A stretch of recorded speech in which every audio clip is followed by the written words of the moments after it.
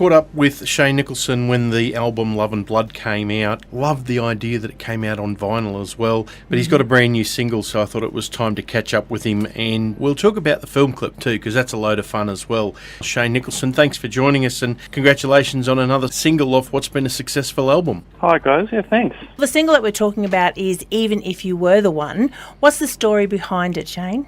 Well, that song, it wasn't really written about anyone specific, but I've had about 3 or 4 people ask me if it's about if it's about them. Some people think it's about someone specific. It was actually the first song I wrote for the record. I wrote it in a hotel room in Adelaide. I always remember my song by which hotel room I wrote them in. And it was the first song I wrote for the record, so it kind of set the tone. It kind of got the whole record rolling, really, was that song. It's very interesting. You just said there that when you wrote the song, it set the tune and the tone for the album.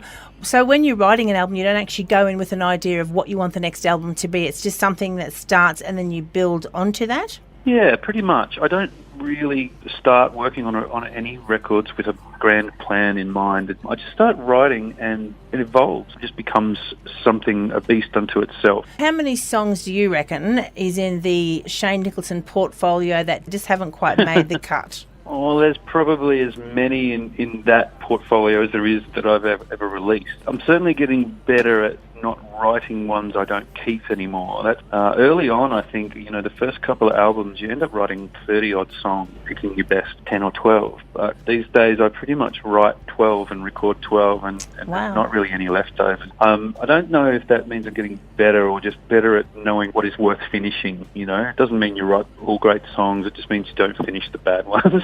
Have you got that one song that you have gone back and had a look at, I could probably do something with that? Yeah, that's happened in the past on different albums. There's songs that I like. Certainly, there's songs I've tried to record on 2 or 3 different albums and just haven't found the right version yet, and they haven't been released. And some of them are just still evolving. Some songs are elusive. You just don't really capture the right performance. So you try it again on another record 3 years later and see if you can grab it that time. But yeah, and even I find that even songs I have recorded are still evolving, and I play them live and they change and they evolve over time. They're never kind of set in stone for me. People will also know that you spend a lot of time assisting other artists too with songwriting and also producing. What's in the pipeline for that at the moment?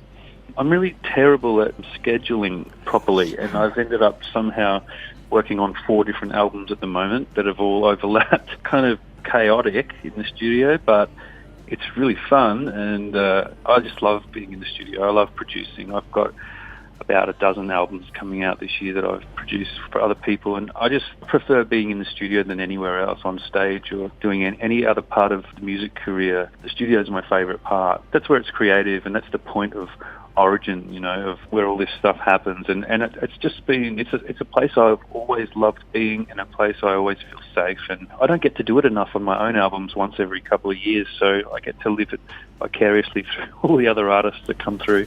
I want to talk about the film clip if we can, and all the money that was put into that fabulous costume of our main character.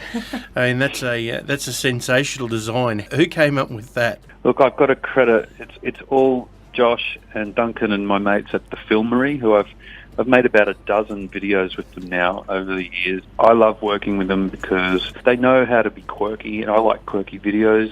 Videos aren't really my favourite. They're probably my least favourite part of being a musician and having a music career. What I love about the Filmery is, like with this new video, they find ways for me not to have to be in the videos very much. And I really enjoy that. I wasn't even at the video shoot. I just did my part in 10 minutes on a different day. But they had all the ideas. They came up with the idea. They put it all together. They've got a really great team of people that work with them.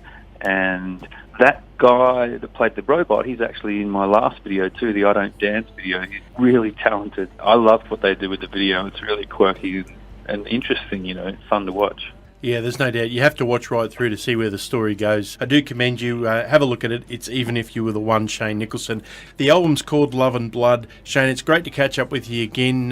When do we fancy seeing you around Southeast Queensland again? Well, hopefully soon, because it's getting really cold down here, and I'm kind of excited to get back north as soon as possible. And you know, I'm from that area. I grew up in Redcliffe, and all my family still live there, so I'm always coming back fairly regularly, actually. But as far as playing, hopefully that's sooner rather than later. I don't have any dates that I can give you now, but they're coming.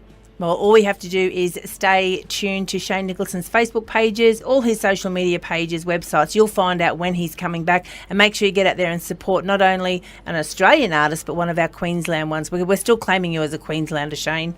I'm still considering myself one. Here he is right now, Shane Nicholson. His new song at the moment is Even If You Were the One. Even if you